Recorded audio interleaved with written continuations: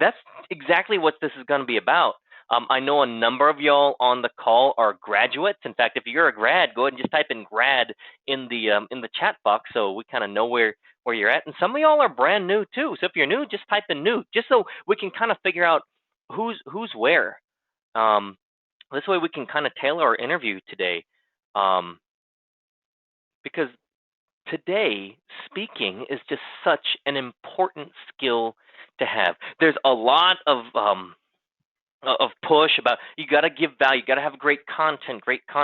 But in today's changing world, we have to be able to present it so well because there is so much great content out there. So how do you stand out? How can you be the one that people are actually going to go to? So when you do present your great content, people are like, yes, this is the person I want to do business with. A number of y'all are consultants. A number of y'all are coaches. Some of you are just different kinds of business owners. And we're so glad to have you on today. So so great. So proud grad. Jacob's a grad. So many grads here. Oh my gosh. There's Bruce. Steve Consiglio. Glad to see you on. So we got a bunch of. Hey Joe. Bob says old. So I don't know if you've been old or what, but this is awesome. Old or grad or old grad, maybe both on there. So cool. So let's go ahead and dive right in, everyone. So first question, who is this for? Well, number one, a lot of you guys, like we said, you're coaches, you're consultants, you're business owners. Maybe you're doing presentations, whether they're one-on-one or in groups to promote, sell your services, or just, contribute and change people's lives.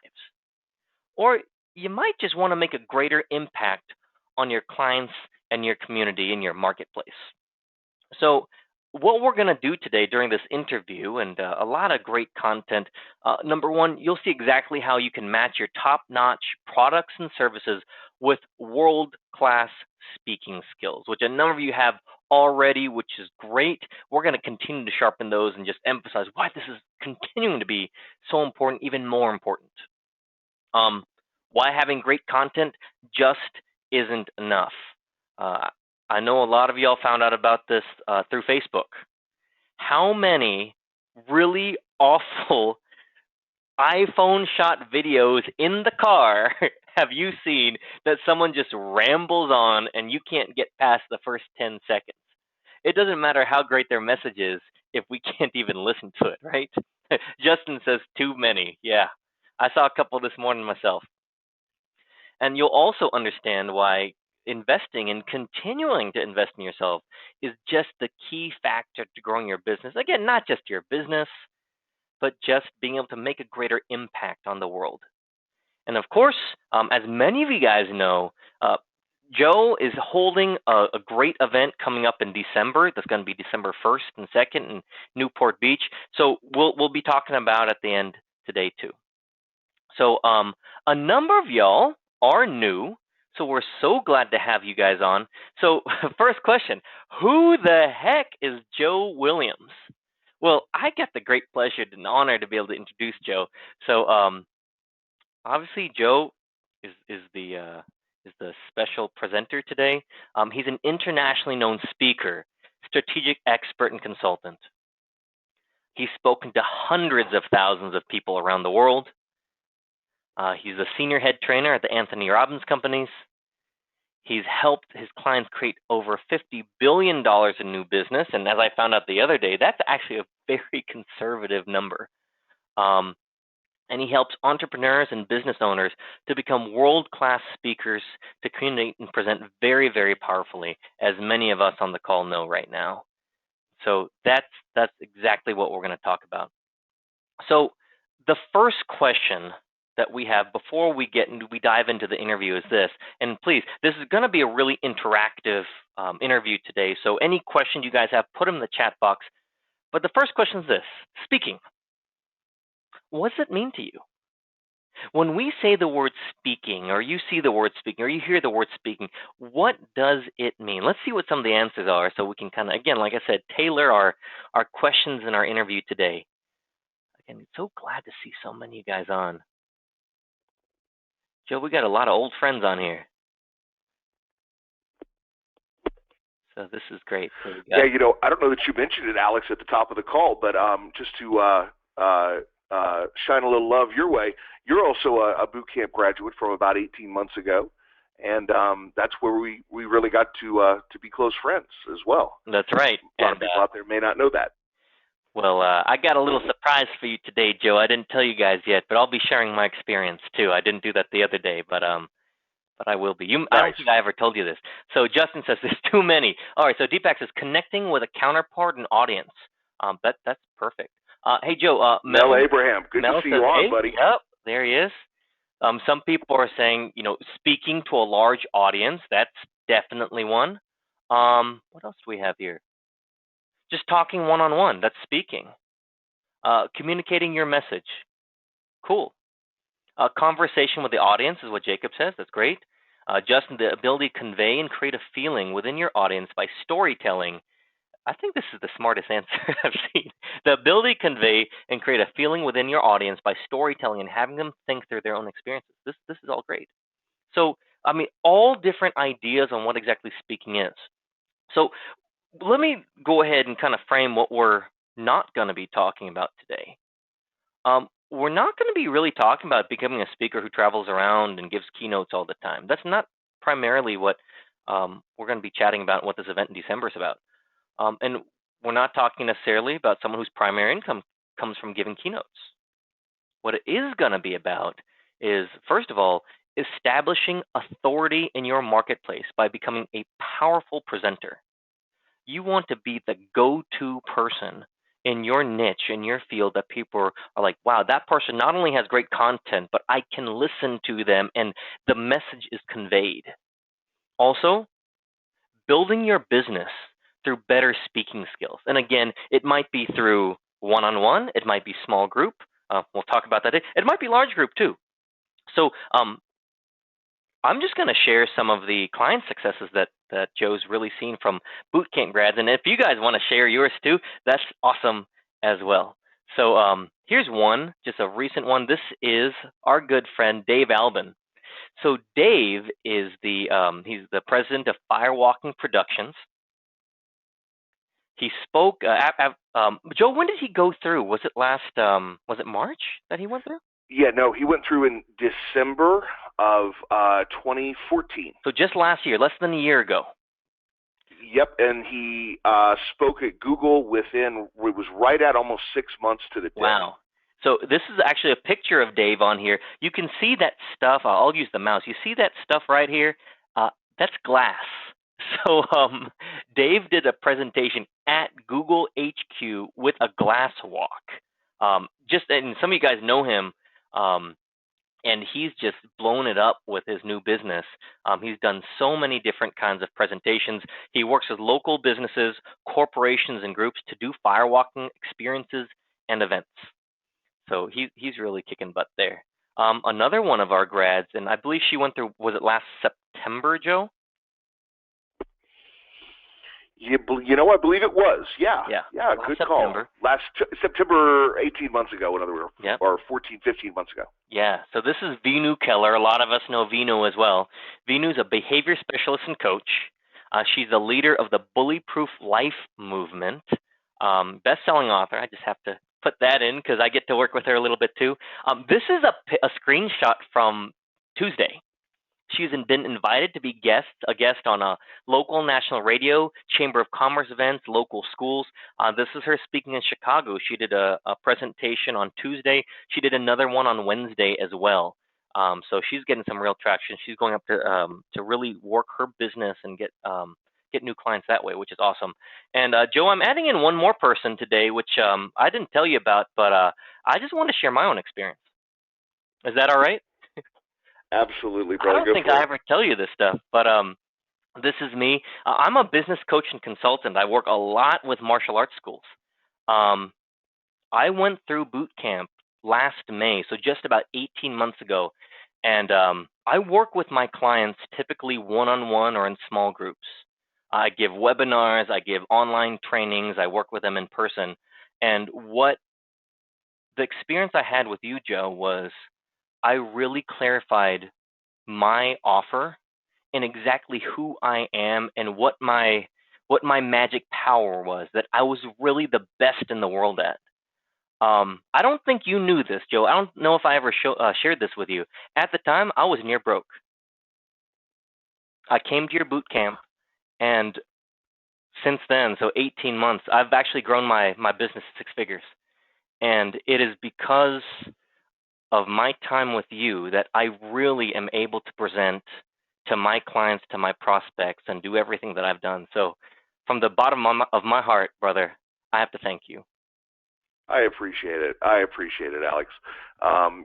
We've become good friends and mastermind partners, over the last whatever it's been since then, 18 months or so. I'm so glad to hear that you just embraced everything, and I know you did.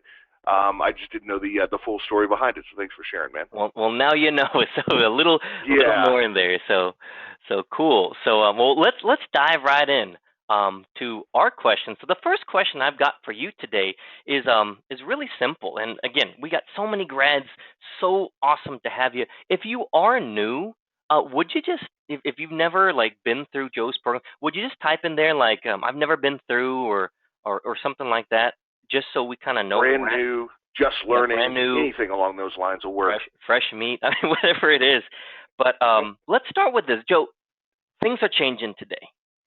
We have technology. We have Periscope. We have Twitter. We have, Facebook's got 360 video. There are so many ways that we are using media and speaking in our business. So why is it just so vital today that business owners become really adept at speaking and delivering their content?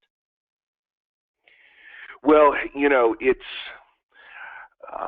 many of the graduates that are on here obviously know. I've been doing this. This is not my a new business to me by any stretch of the imagination. For those of you that are not graduates, I've been doing this for 15 years, actually very quietly. A lot of people, because of my association with Tony, the role that I have there, and the events that I led, the good fortune of leading for him and so forth, that was pretty high profile. So people knew me from there. But once a year or so, I would have one of my speaker boot camp events, and then I would do a lot of work in corporations. Again, very quietly. A lot of people didn't necessarily know about it. And what I've seen, to answer your question, over the course of the last 15, 16 years, is a convergence of a couple of dynamics, honestly, Alex, that I don't know that I've ever probably voiced publicly before, as to why being a powerful communicator, both one-on-one and specifically with groups, since that's the arena that I choose to really focus in on, why it's more important today than ever. A couple of things. Number one, you've got more and more and more avenues to get your message out there and add value. In the old days, everything that we did was geared toward live platforms. Let's just establish that term, platform. We talk about selling from the platform, speaking from the platform, being great from the platform. And that always meant the stage in front of a live audience. And a couple of years ago, I started realizing, for myself as well as clients, that I was actually, I started working a lot more with people on the business and monetization side of using speaking as a tool. Now, I'll tell you what that means in 1 second. And as I worked more and more with people in that arena, which I hadn't in years past, Mel, you guys that have came through boot camps years ago, as you know, it was a strictly skills-based event. And about 2 years ago, I started integrating a lot more business building techniques and practices, how to really, more importantly, monetize from this skill, whether you did it as a professional speaker, coach, author, consultant, something in that realm, or if you were just an entrepreneur, if you were an entrepreneur who said, you know what, I want to be known as the go-to, gal or guy in my industry.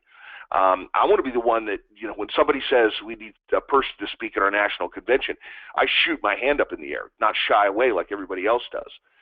And that started being larger and larger portion of the people who came through events with me and I worked with privately. In fact, there's several of you on this call, without calling out names, I see your names on here that I've worked with even privately in the last few months, because you didn't want to be a professional speaker, you just wanted to be great in your industry. And what I realized was, though, the tools of monetization were the same.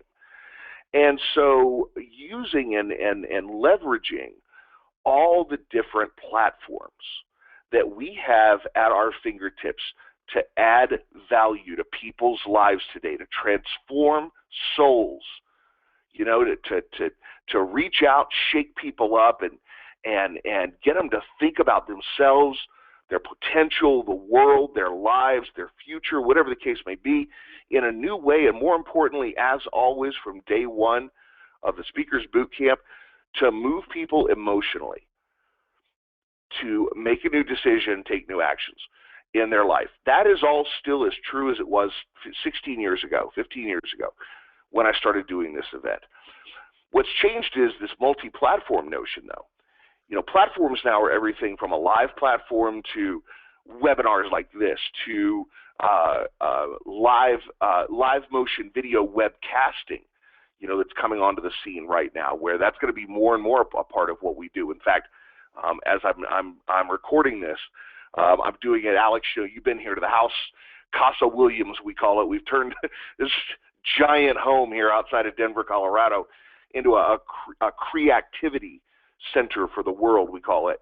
And I know you've come here, you spent a couple of weekends with us, kind of creating the future of business and so forth. We did it a few weeks ago, but we're down here in the area that's kind of the guest suite area, but also becoming the studio for our own, in-home webcasting studio, where we can run live events right here out of the house, with maybe a person or two live here in the event, but literally blasting it out all over the world to people real time, different from an online recorded program where they're actually going through and they're participating real time.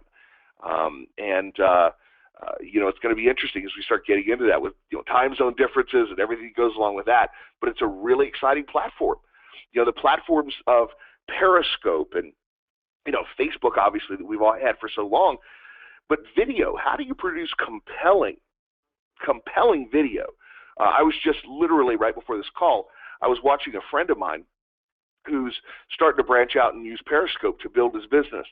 And it was really interesting because he was doing 2 or 3 things at once, hanging around his house. It was content for content's sake, but it wasn't necessarily moving and compelling.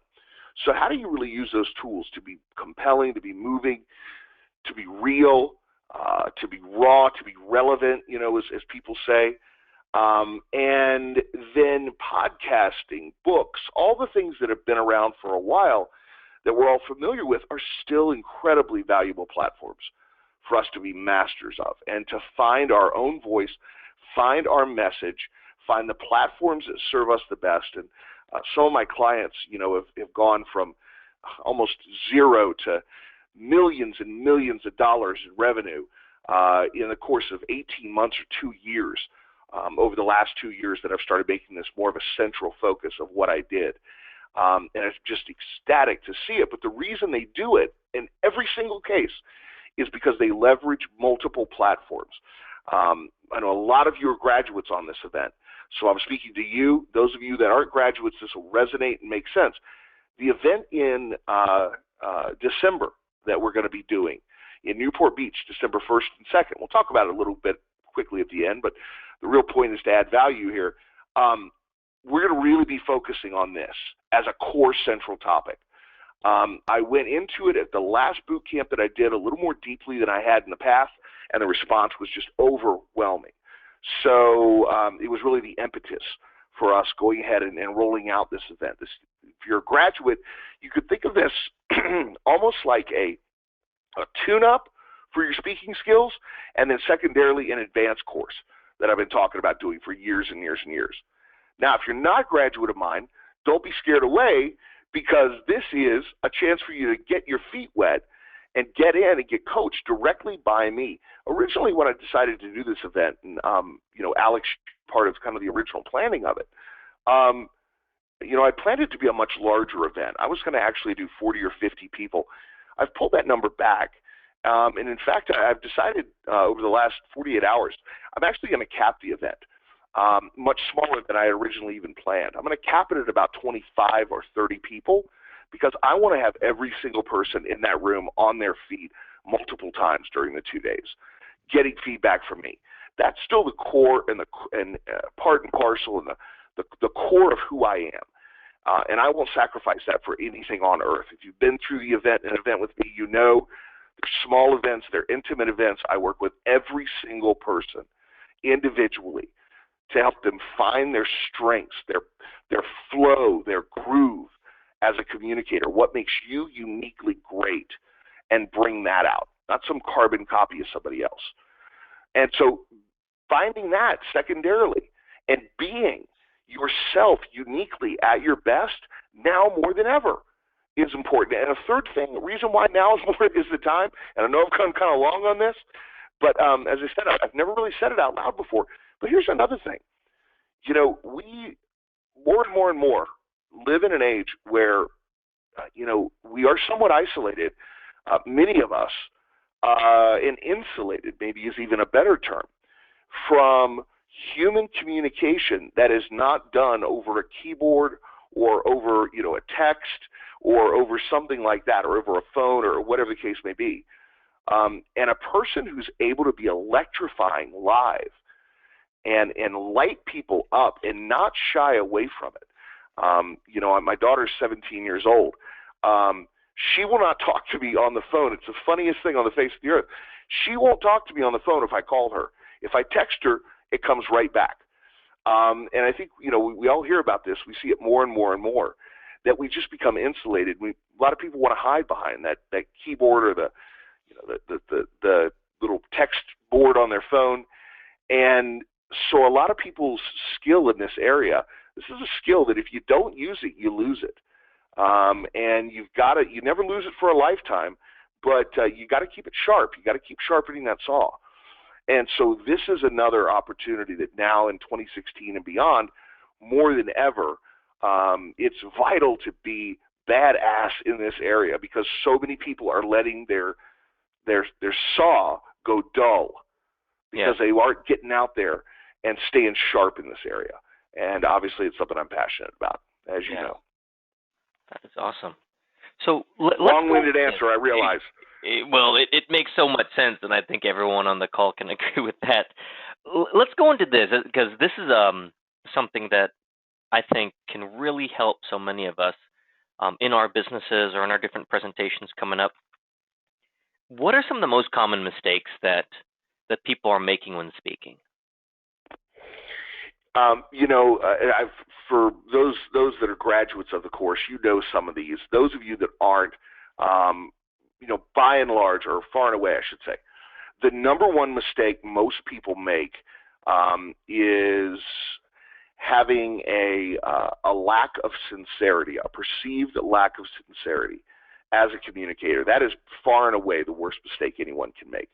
Now, when I work with people, I always say, there are no real mistakes that your audience will not forgive you for except for two. Number one, if you are doing something that usually is unconscious to you or me, but as your coach, it's my job to help you bring that into consciousness. And it's something that's causing a distraction or a break in connection with your audience. So in other words, if you say every other word, like this, like that, so forth, at some point you become a bit of a distraction and a breaking connection with your audience. If you have your hands in your pockets, now it's not a problem to put your hands in your pocket for a moment, but if you stand for the entire time you're speaking, rocking back and forth with both hands in your pockets, jingling the change that's in there, that's distracting, and it causes a break in connection. So the only mistakes, quote unquote, really, that a person can make are just little things that each of us just might naturally do, that when we get in front of a room, really, really, really get amplified. Be it nerves, be it we feel put on the spot, be it that we just don't even realize that we're doing it, and we do it more often than we should in everyday life. When you get in front of a room and there's nowhere to hide and the lights are on you and you've got the microphone and so forth, those things get amplified, and you've got to break those mistakes. That's the first thing I help people do. There are other things like lack of preparation. I always say that 80 or 90% of this game is won before you ever open your mouth. I'm a preparation monster. Those of you that know me know that this is an aspect of speaking that I take deadly seriously. And that is, being ready in every way that you can, both prepared from a content and an outcome standpoint, what it is that you want to achieve with your audience and so forth, but also being prepared from what was your pre-performance ritual? What did you do to get yourself ready, in state, mentally, emotionally, physically, turned on to a level 10? Studies show from the 70s showed that an audience makes judgments. They make decisions about, and they make assessments of a speaker within the first 7 seconds that person is on stage. And they hold those things to be true. And while those opinions can be changed given enough time, if you're giving a 15-minute TED Talk, and I work with a lot of people on these, obviously these days, a TED-style talk, it's 10 minutes long, 15 minutes long, something like that, you don't have enough time to overcome that opening 7 seconds. You have to be on from the open. You have to hit the stage at level 10. If you have 3 or 4 days with people, maybe you can change that opinion. But in most cases in today's world, we don't have that much time. If you're shooting video that's going out on Facebook and YouTube and Periscope and everything else, you got to capture it from the opening second that you open your mouth and come on screen. And so what do you do as your pre-performance ritual to be prepared for that physically and mentally? Have people tell me all the time, I was fine once I got going. It's one of the oldest, excuses I've heard from the day one when I started teaching speaking. Well, once I got going, I was okay. Here's the sad truth. You were okay, but your audience wasn't. You lost them in the opening 7 seconds.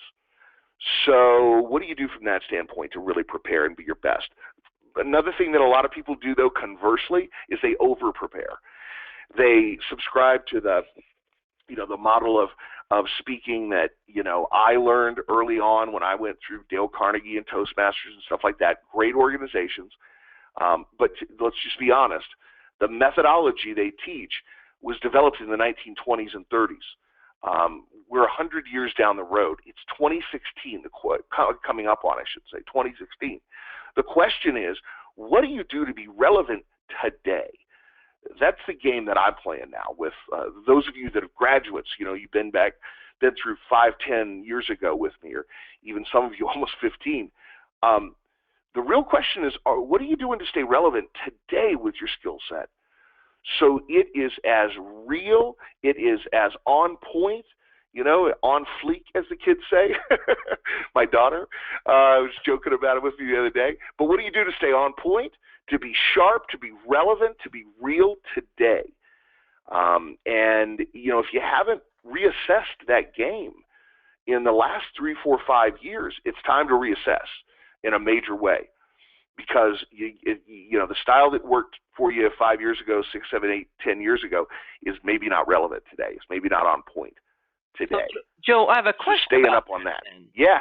How do you, for example, I have no idea what the hell you just said with on fleek, whatever it is. On fleek? You never heard that? I have not, but I don't have a 17-year-old daughter, man. Come on. So that brings up a great question for so many of us, I think, which is how do you keep up with that? For example, I'm just looking at, some of us might do advertising with lead gen and Facebook. I have no idea what the hell Facebook keeps doing because they keep changing, and I'm busy running a business.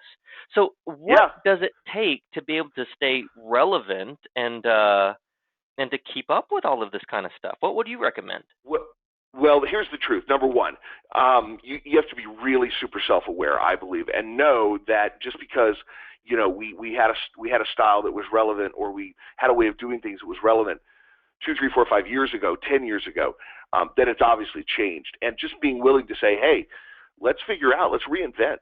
It's an old term. I apologize for using actually a 1990s term in the conversation about relevance, but really, how do you completely recreate yourself for today in a way that is true to you? Sure. I was talking with somebody yesterday, and they were saying, what's the difference between people say, well, you need to have more energy. You need to have more energy to me.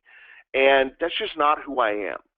That's not me. That's not being real to me. And I was saying, there's a difference between being yourself, being true to yourself, to owning yourself, and being able to be influenced and have influences that universally come through as boosts to your ability as a speaker. Nobody wants to watch someone on stage that is so low energy and bored that it looks like they wish they were somewhere else, obviously. And if that's your quote-unquote style, that's great. You may want to consider taking the influence, though, of injecting a little bit of enthusiasm or passion into what you're talking about, at the very least. Not losing yourself, but just being influenced in a different way. So that's another thing, is who were you influenced by? Who have you been influenced by? One thing that I do is I try to surround myself, as you know, though, with constantly shifting peer groups and groups that I go in. Sometimes I'll dip in with and I'll be part of for a year, 2 years, 3 years, and then I'll find another group. You and I talk about this all the time. We're constantly searching for new, fresh voices in our lives, fresh perspectives, fresh ideas. And by and large, that comes from shaking it up and getting around some different people. Yes. A lot of us have a tendency to still hang out with the people we went to college with. And hey, that's awesome. That's great. But be very careful that you don't become stagnated to Right. where you were 20 or 30 years ago just because of your affinity for those people. Yes. It's a conscious, choice to keep pushing that envelope. And, here's one thing, Alex, and we've never talked about this, and allow me a soapbox for a half second. As you know, you've been here. I mean, you've been to our house. As I said, you spent time here. As you know, I am very much a consumer. I'll use that term very directly. I am a consumer of news, of current events, of popular culture, and of a few things like that. Now, I'm not saying I sit around and watch TV, 24/7, but I do stay up with the news. I do stay up with the current events, and I stay up with popular culture. And people say to me sometimes, oh, I haven't watched the news in 5 years, or I haven't done, I haven't tuned into seen a newspaper in 2 years, or whatever the case may be. That's great. That's cool. Here's one thing to think about, though. Jacob, I know you're on here. Deepak, I know you're on here. I'd love to hear your opinion on this, because I'm just stating my opinion on this. It's occurred to me recently that most of my friends that live outside the United States don't ever say things like that.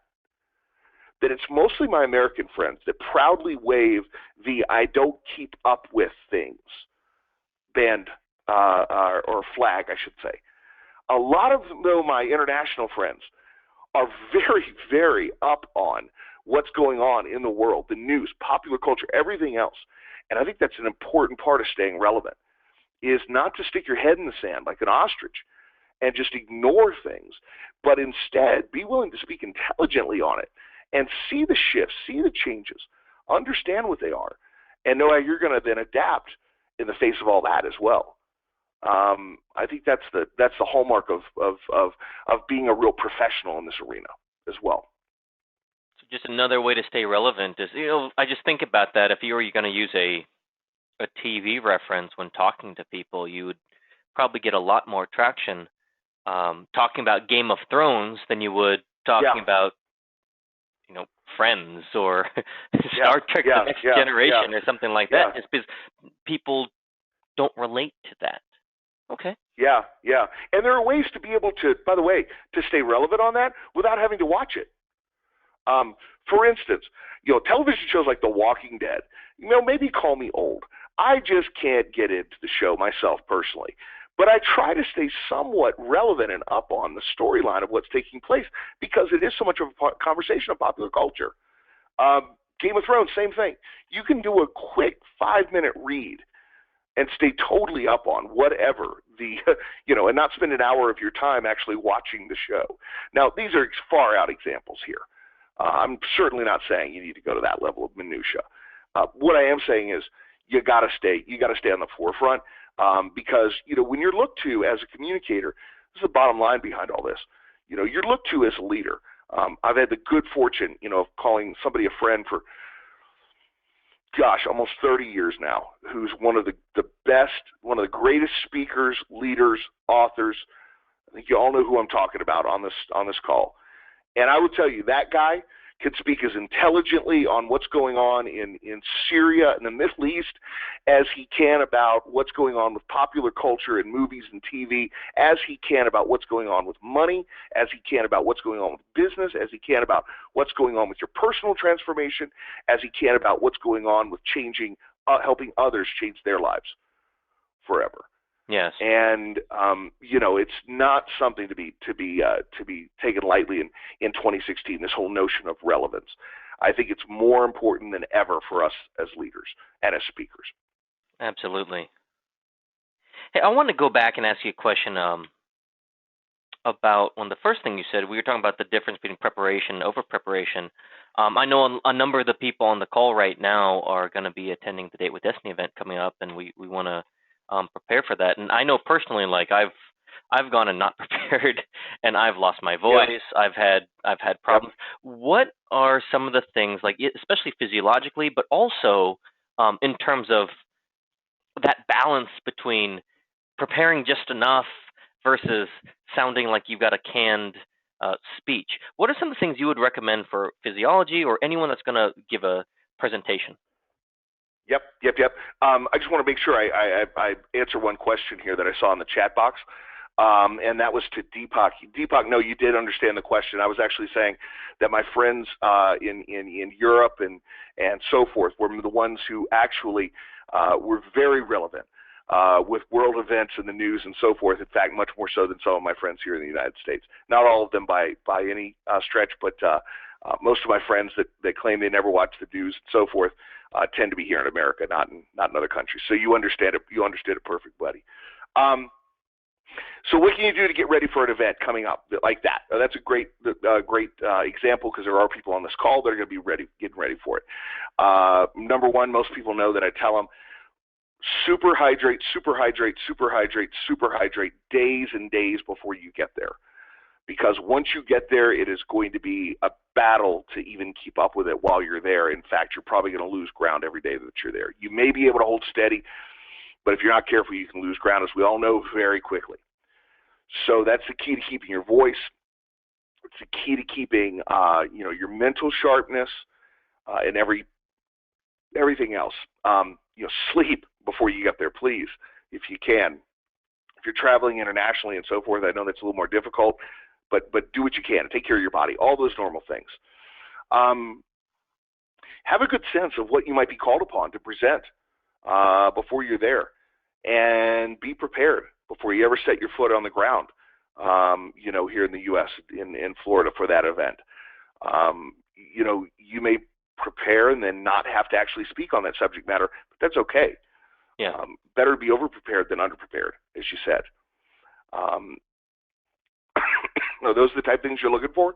Yeah, absolutely. These are great. So one, super hydrate. Two, obviously sleep before you get there, and just prepare for it. Whether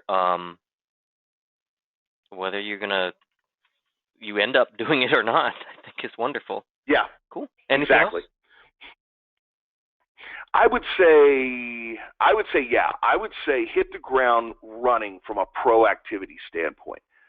Don't wait for things to come at you and react to them when you get there, but hit the ground, rocking and rolling, and looking for opportunities to serve, looking for opportunities to help, looking for opportunities to reach out and be everything you can be while you're there. Awesome. Here's a question that I saw in the box, which is how long does it take to become a great speaker? Does it take a long time? I mean, for example, I was in Toastmasters and I won a few times, and it was good. But does it take years? Does it take months? How long does it take to be a great speaker? It depends on how you do it. Okay. So I'm with you. That's how I started out as well. I went to Toastmasters. I did Dale Carnegie. And, any of you that know my story know that, I did not pop out of the womb a professional speaker. I was really phobic is probably the best word to use to describe how scared I was in the beginning. I would be physically nauseous before I would speak, and all the way through and after. I'd be, I'm fair-skinned, so I was red as a beet the entire time, out of embarrassment, sweating, loss of breath, everything that comes along with that. And I did the trial and error method, and it took me years and years and years. In fact, people are often surprised when I say this, but from the time I started speaking in earnest until the first time that I actually ever felt I did a good job was 8 years, right at 8 years. Now, people told me along the way, hey, you did a great job. I never felt like it. So I beat my head against the wall for years and years and years. I started speaking professionally full-time in 1998, really, even though I'd done some before that. That became my sole profession. And, I've, in my mind, quit the business 3 times since because I had events that went so poorly. And that is not a way I would suggest trying to learn to speak. Yep. What I realized when I started teaching speaking is in a couple of days, we could create a transformation for people, a real sea change, a real shift, and for the better. Really make a difference, make an impact in how they were speakers in just a couple of days of focused practice and coaching. Yes. So a couple of days is really it. That's the answer. Now, it's a lifetime pursuit. There's no doubt about that. It's just like anything. I know, you're have had a lifetime in the martial arts, so you understand the metaphor. This is that same way. It's a lifetime of practice to continually get better and better and better. And you step away from it for a while, and you do lose a bit of your edge. You've got to get it back. I know for myself, if I'm away from large crowds, for instance, I've found any more than 6 months, I've got to really, really, really be on my game, on fleek. I got to be on point when I get back on stage because, and really not take anything for granted, because I will have lost a little bit of my skill around the edge. Comes back very quickly, but I know myself well enough to know I've got to stay on top of it. Yes. So you would recommend not going through the whole trial by fire, trial No, and not error. at all. Because I know some folks that would A really the best painful way way. to do it is just to go speak a whole lot. But although that has its merit, it just seems like working with someone who knows what they're doing makes a whole lot more sense. Yeah, I mean, here's one of the problems that happens with that, obviously, is we as humans have a tendency to be so hard on ourselves. Yeah. And focus on everything we did wrong, everything we didn't like about our presentation, blah, blah, blah, blah, blah, blah, blah. You can't build on failure. You can only build on success. And I say this to people, and it sounds like a cliche. It's not. I can only take somebody and build them up as a great speaker, building upon your strengths, building upon what you naturally, uniquely do well. And you or I, but most of us as humans will not have a tendency to give ourselves that kind of pat on the back naturally. Yeah. We'll have a tendency to look more at what we want to do differently, the mistakes we made, and so forth. And while those you can eliminate, you can't build on them. So the thing that I found about working with somebody who's a great coach in this area is they can, see what you're doing great when you when you shoot the free throw shot or you swing the golf club that you don't even see, and bring it to your attention so you can do it more often and more consistently. And that's how you increase in any pursuit in life. It's why Tiger Woods has a swing coach. It's why, LeBron James has a coach. LeBron James' coach can't, barely be on the court with him if they were to go one-on-one. But yet he sees things that LeBron doesn't see in the heat of the game. And so, the metaphor is old, but it is extremely true. Yeah, that makes a lot of sense. So cool. We're going to have some questions and answers in just a second, everyone. But I think that's great. Why don't we do this, Joe? Why don't we tell them about what's going on in December, and then open up the lines to anyone that has a question about how they can become a better presenter or whatever's going on. Does that work? Sounds great. Sounds great. Sounds great. So the event in December was designed for a couple of reasons. Number one, as I said, it was designed to be a kind of a starting point for people that were just getting into speaking, to begin to get some of the fundamentals, to also get an understanding of how I work with people as speakers. Coming up on like 10,000, I think we quantified it at recently. It was a lot more than I realized it was, that I've trained in this area. And, when I say I've trained, those of you that have been with me know, I don't mean I've stood on stage and talked about speaking to them. I mean, I've gotten in and worked with each person one-on-one. So, 10,000 is probably the equivalent of speaking to, 2 million in a normal public speaking setting. But that I've personally worked with, coming up on 10,000 people in this area. Again, one of the reasons that I'm keeping this event still fairly small is I want everybody on their feet while we're there. So I can coach them personally. You can see me also coach 20, 25 other people and get the group think that comes out of seeing me coach someone else. The coaching that I do with people is, those of you that have been with me know, is I only say things in the public forum that everyone needs to hear. If I've got anything that's just for a person alone, I'll take them offline. I'll give it to them privately. But you get the advantage of compressing time, because it's not just that I'm coaching you one-on-one. You're getting the coaching of these 25 other people that will apply to you as well.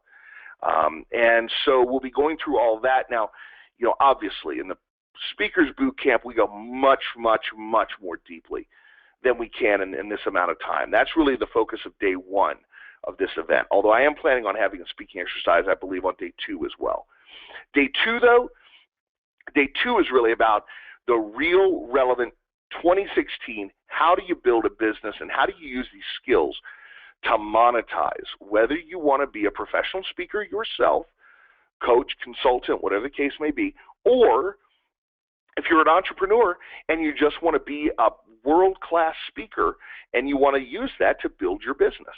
What are the skills of using this to really monetize in a huge way?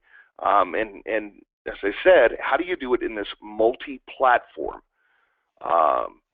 era that we're in, where it's not just about live events anymore? That's obviously a huge part of what we do, but it's how are you badass on video? How are you phenomenal in audio-only scenarios like podcasting, or like this, like a webinar like this, or like Vida is doing today, or was doing, I should say, 2 days ago in her radio interviews. I think we failed to mention, but one of the reasons that Dave Albin wasn't on the call with us today was because he's on stage in front of 100 people. He was with us on Wednesday, but he's in front of 100 people today. So couldn't be here with us. He's out there, he's getting it done. So how do you do all of those things, be great in all those arenas? Much more in depth than I've ever gone into at a Speakers Boot Camp event. That's great. We're also probably going to talk about as well this model that we have used through the years to build highly, highly profitable speaking business based on doing your own Small, meaning 15, 20, 30 person at the maximum events, 5 people in some cases, but higher ticket, higher impact, higher value.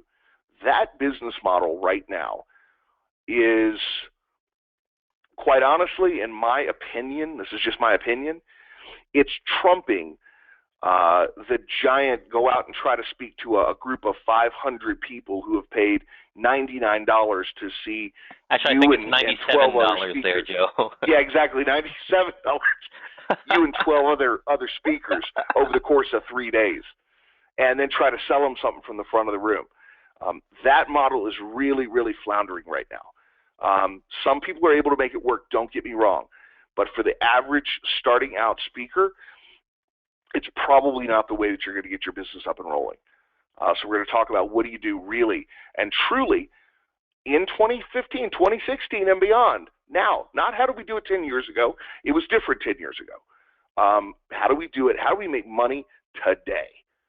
And that's a skill that, between myself and those of you as graduates that are going to be coming back and helping out there. I know, Alex, you'll be there, and a few others that I won't mention their names just in case they aren't able to make it for some reason, but you know them very well, many of you on this call.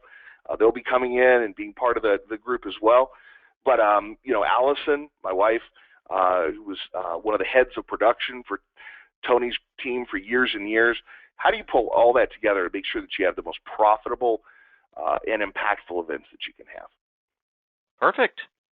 Well, sounds great. So I've got, let me switch the slide over. So just, again, real quick, here's the overview of the days, day 1 and day 2. You want to tell us where it's at and how much does it cost? It is at the Newport Beach Resort and Spa. The Marriott, I should say. Marriott Newport Beach Resort and Spa, I believe it is. Marriott Hotel. I'm getting a note. Marriott Hotel and Spa. And there's apparently 2 Marriotts there in Newport Beach, so it's important that you know the right one. Do the one that looks like that picture. When you enroll, yeah, exactly. When you enroll, and again, this is a very low-cost event as well. Those of you that have come to boot camps in the past, you all know, because you've all paid the same thing now for like 10, 12 years. The price has been the same. Speakers Boot Camp is $6,000. And this event, though, I decided to do it at a lesser cost so that it could be a first step for people who wanted to get in and really, as I said, jump in and get their feet wet. And so it's going to be $1,000. December 1st and 2nd. Newport Beach, California, beautiful, beautiful, beautiful Marriott there. And we have, of course, a special room rate for everybody who comes. As soon as you enroll, all that information is sent to you. You can book your room and so forth, and come and be with us. Come and learn, come and transform, come and play for a couple of days. The other thing that I decided to do right before we jumped on this call, Alex, is I do like to reward people that take action. Those of you that have been around me know I believe in momentum and the power of momentum. When you get something started, objects in motion tend to stay in motion. Objects at rest tend to stay at rest. So when you get in motion, I like to keep people in motion. So before the last boot camp that I did something I've never done before, and I don't know if I'll ever do it again. I did a 4-week online course. It's a telecall-based course, but there were people from all over the world on it that were coming to the boot camp. It was a free 4-week lead-up to the boot camp where I covered a bunch of the basics that I would normally cover in a speaker's boot camp. And it allowed me to do a couple of things. Number one, with that group, I gave them some video-based coaching. So they actually went through some speaking exercises, and I sent my coaching back to them in the form of an audio file. I've got the recordings of that 4-week event. Probably somewhere between 6 and 8 hours of content, basic content of the Speakers Boot Camp. And I've decided that anybody that enrolls by the end of this weekend, by the way, we only have, I believe it's right around 10 slots left for this event. Obviously it will sell out. I want to reward people, though, that take action. And whether you've been with us at a boot camp before in the past, come back. This is going to be a refresher for you. This is going to be all new material, completely different, though, in the area of business.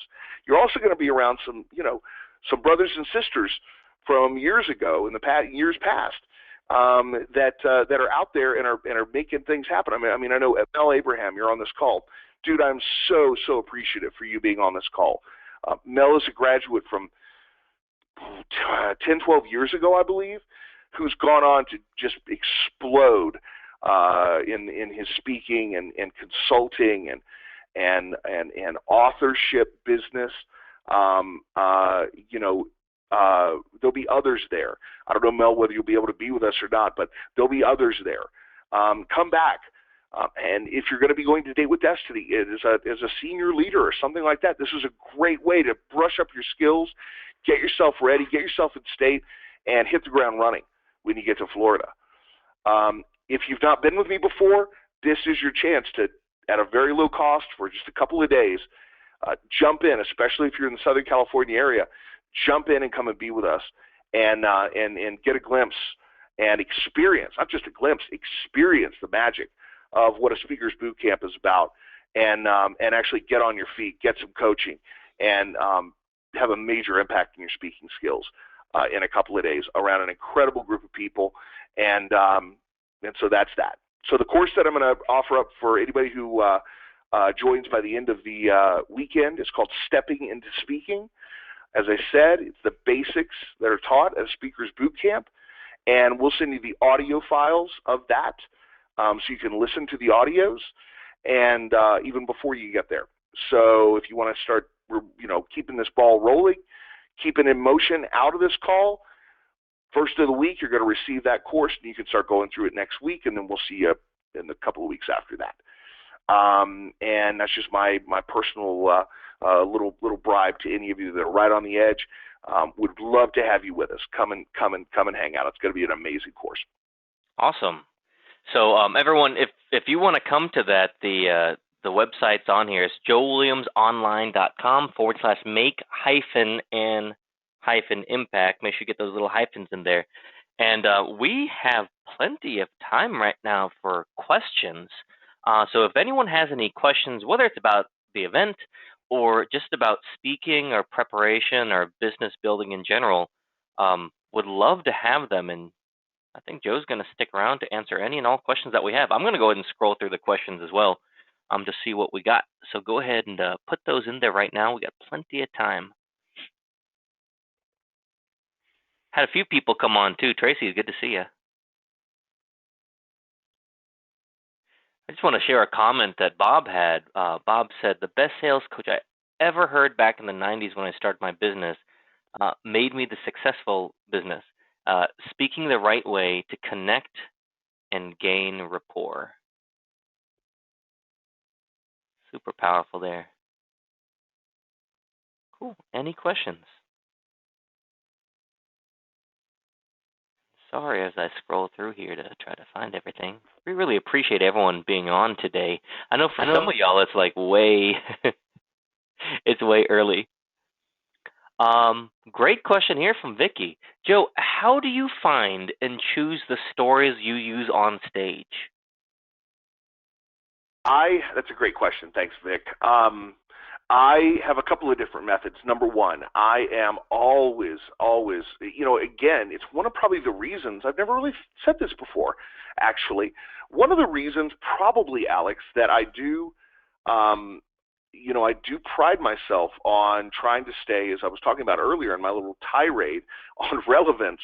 One of the other things that comes out of that is I get an abundance of stories from, as I said, just simply staying up on simple things like world events and I have a love for finding extraordinary stories of inspiration and so forth that I stumble across when I am scanning quickly news outlets and things like that. A lot of people say that all there is negativity on there and so forth. And by and large, I would agree that it is slanted toward that. Yes, absolutely. But almost all news organizations, if you look at the nightly news here in the U.S., almost all of them end the evening now with a story of inspiration at the very end of the nightly news. Yes, there's been 25 other minutes of gloom and doom, but that's one way that I collect them.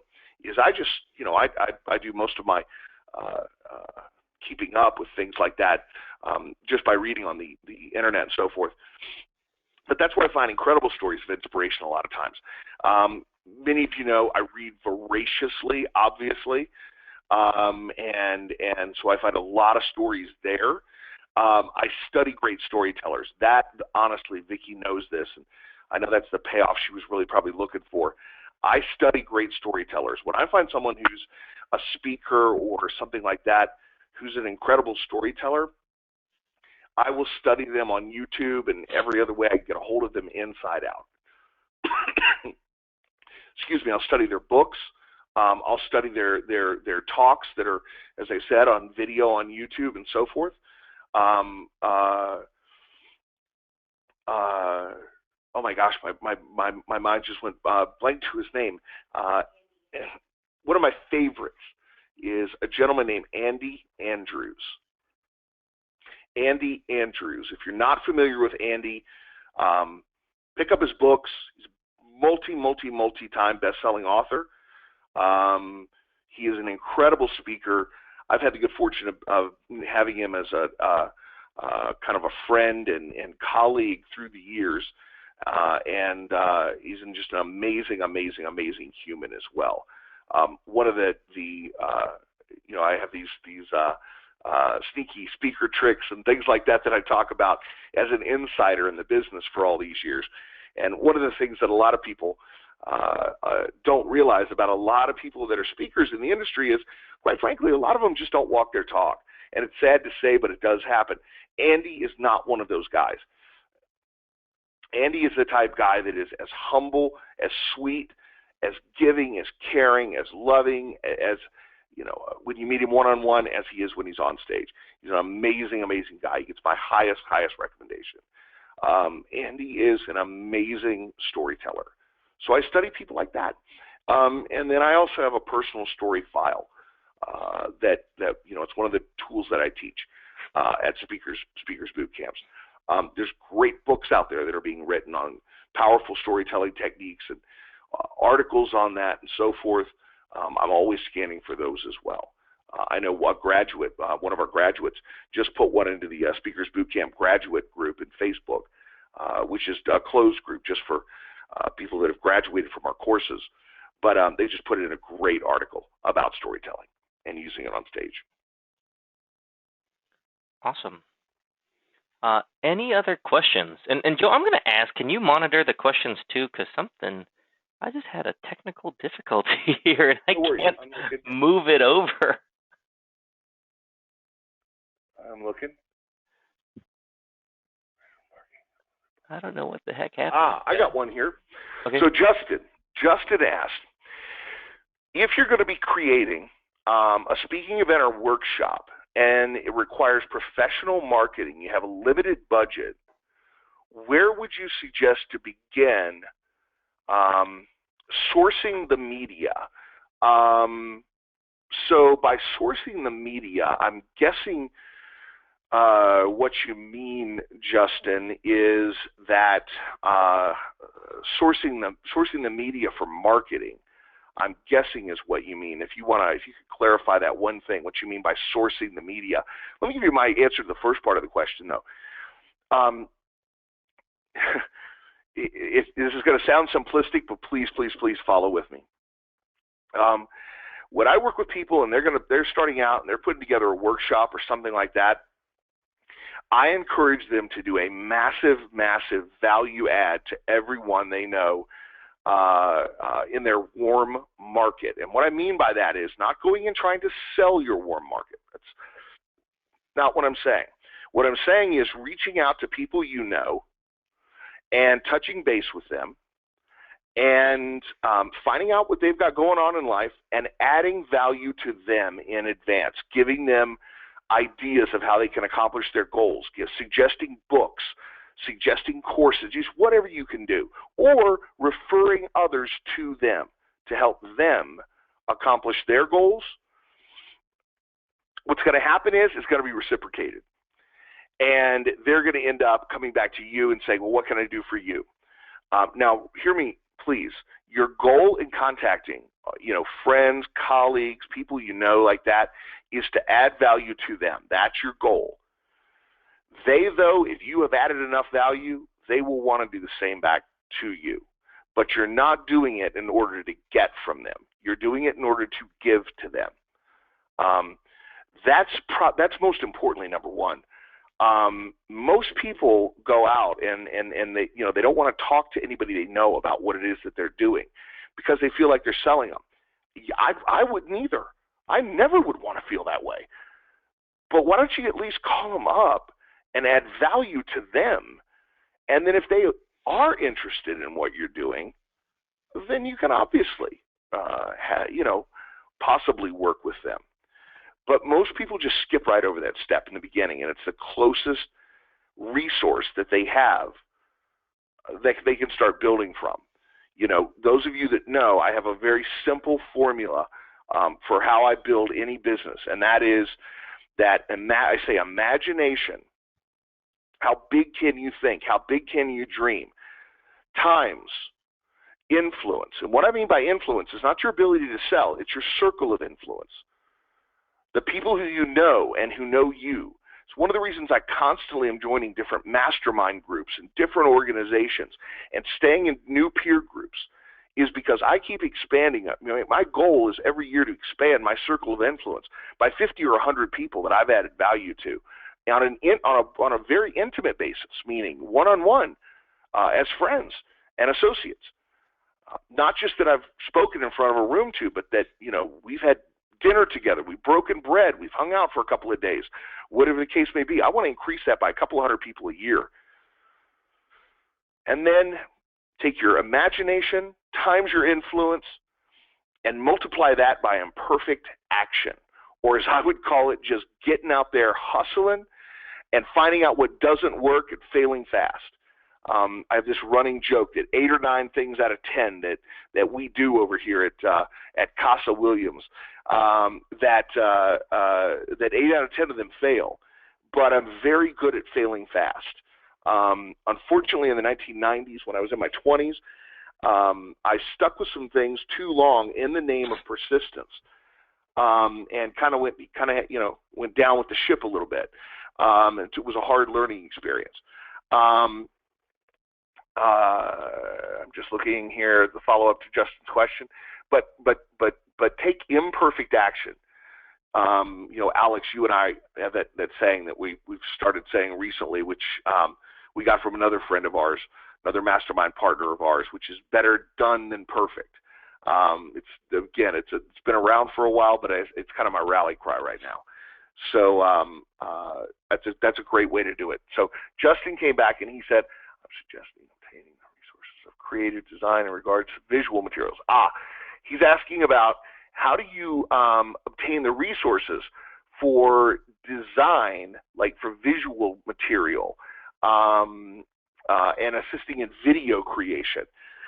One of the tools, this is going to sound simplistic, but one of the tools that we've started using more and more and more here is Fiverr.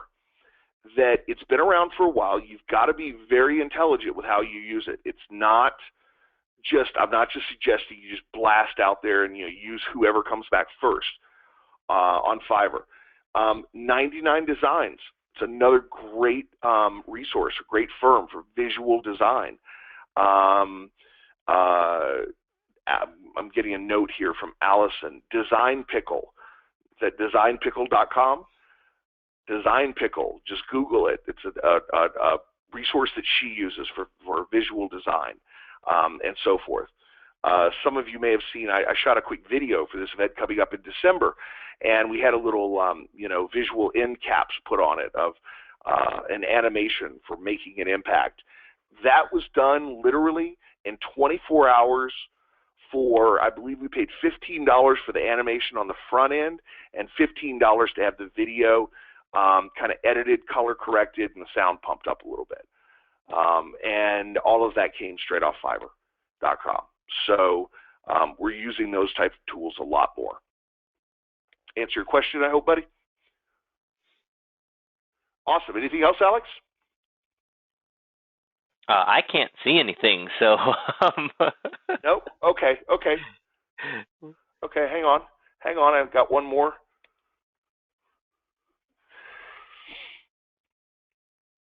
Please share the Joe Williams 2015 top 5 list of books to read about exceptional public speaking. That is a great question, Jacob. Here's what I'm going to suggest. I'm going to go a little. It's not just 2015, but this will be a little shout out for you, buddy. First of all, I've loved the series of books put out by under the book series name called Presentation Zen. Presentation Zen. If you look it up on Amazon, you're going to find, I think there's 3 or 4 books that are in the series. That's a great one. The Presentation Zen book series for visual design, Jacob, because I know you're really great at that. Visual design of slides, specifically if you're going to be doing them in a more TED style talk arena. That's a great resource for that. If you want a fun read, and this is a little kind of scandalous and kind of you see the other side and the quote unquote underbelly, so to speak, but not in a really bad way, of being a professional speaker. There's a book called Confessions of a Public Speaker that came out in the last year or two, and not a lot of people know about it. It hasn't necessarily sold very much, but it's a good one. I would say, obviously Peter Guber wrote a book a couple of years ago on called Tell to Win, I believe it was called, and that one did very well at the time, and is a great book. Without being standing right now, I'm down in the studio. I'm not right at my bookshelf. Those are the ones I'm thinking of off the top of my head. So hopefully that'll be a good good place to start. All right. If there are any more questions, since I seem to have control of this ship right now, thanks, Jacob. I appreciate it, man. Awesome. Back to you. And thanks, Justin. Thanks back to you. Looks like that's about it, guys. That's all I'm seeing. So, Alex, you wanna wrap us up a little bit here? Well, I'll say a few words finally. Yeah, Joe, I just wanted to say thank you so much for being a mentor to, I think everyone on the call can even say that, to call you a mentor. So many grads or people have seen you through the Robbins environment and just being able to learn from you. And thank you for doing this coming up in December and for being on this presentation. It's been an honor to get to talk with you today. Thanks, man. I really appreciate it as well. Just as we're jumping off, you know what? I'll just kind of finish up with this thought, and it's spurred by a question that came in right there at the end. So I'll sneak in one final answer. And the question was, what are your thoughts on short videos where you are presenting? I will tell you right now, this is as powerful and as important a tool to start producing on a several times a week to daily basis of adding value in 2 to 3 minute small video vignette segments that you put out on Facebook to start getting your face, your messaging, your voice, your energy, your power, your added value out there to people. That it's as important right now as probably anything else. In really staying, and when I say relevant, I don't just mean you staying relevant in your knowledge base, I mean also keeping your face in front of people so that you stay relevant in their mind. And so it's extremely important. It is incredibly easy to do when you put yourself into the state of service. I have clients come in all the time, private clients. I started a little game with them that I started playing, and it's called 3, 2, 1, Go. And it came out of a client coming in and him saying, well, I just don't know what to talk about. I don't know what to talk about. I don't know what to talk about on these videos. And I said, you talk about anything. You put yourself in state. You demand value of yourself to people. You hold that in your heart and you just deliver. And he goes, what do you mean? And I said, look around this room, find an object and give it to me, or tell it to me. He looked around the room and there were a bunch of, happened to be a bunch of electrical outlets in this room for plugging in computers and so forth that we were in, this boardroom we were in. And he goes, electrical outlet. So I thought, literally, this is as quickly as it went. In my mind, I thought, electrical outlet, energy. I turned to my wife, Allison, who's my business partner and the love of my life, and I said, okay, sweetheart, grab your camera, grab your phone, record, hit it now. 3, 2, 1, go. And as soon as she did that, went thumbs up that we were recording, I said, hey, everybody, it's Joe Williams. I just wanted to drop by real quickly and remind you of the power of energy in your presentations and also in your life. Here's the thing most people don't realize, though. They think the energy that they can exude, I should say, comes from how much sleep they had, what they ate, their exercise plan. All those are vital. But here's the thing most people don't realize. Energy is something you generate, not just something you have. You can generate it in a moment. So when you go to give a presentation next time, turn yourself on, light yourself up, and add value to people in ways that you've never dreamed you could by putting yourself in the state of having energy. Just a thought for today. I'll see you real soon. Boom. And I turned to her and I said, okay, post that to Facebook. And this client looked open and he goes, well, you can do that, but I can't do that. And I said, not true. And I grabbed a glass of water off the desk and I handed it to him. And I said, glass of water, go. 3, 2, 1. And Allison started recording. And he held up this glass of water and he said, hi, my name is Mike. Just wanted to reach out to you today and, remind you that life is like a glass of water, as the old saying goes. You can see it as either half full or half empty. I'd like to encourage you to think about, are you looking at your life through rose-colored glasses or woes-colored glasses, as the saying goes, like looking with woe? And he said, have a positive attitude, have an optimistic outlook. It'll change your life every day. Thanks, I'll see you soon. And boom, we posted it to Facebook. If you want to figure out a way to record these short videos, random stimulus, look around, find something to talk about, put yourself in state, demand value, serve others, and genius will come through you. If you've never had an experience of doing this, my final words would be, come and be with us in Newport Beach, December 1st and 2nd. I think we're going to play that game. Now that I just said it, I think we'll be playing that game while we're there. So bring your phones and get ready to create some amazing content that we'll put out while you're there at the event live as well. I'll see you all real soon. Thank you so much for being on today. Love you all very much, and all of you that are graduates that are on here today. Gosh, I'm at a loss for words other than just thank you, guys. I love you guys so much. As you know, we're brothers and sisters for life.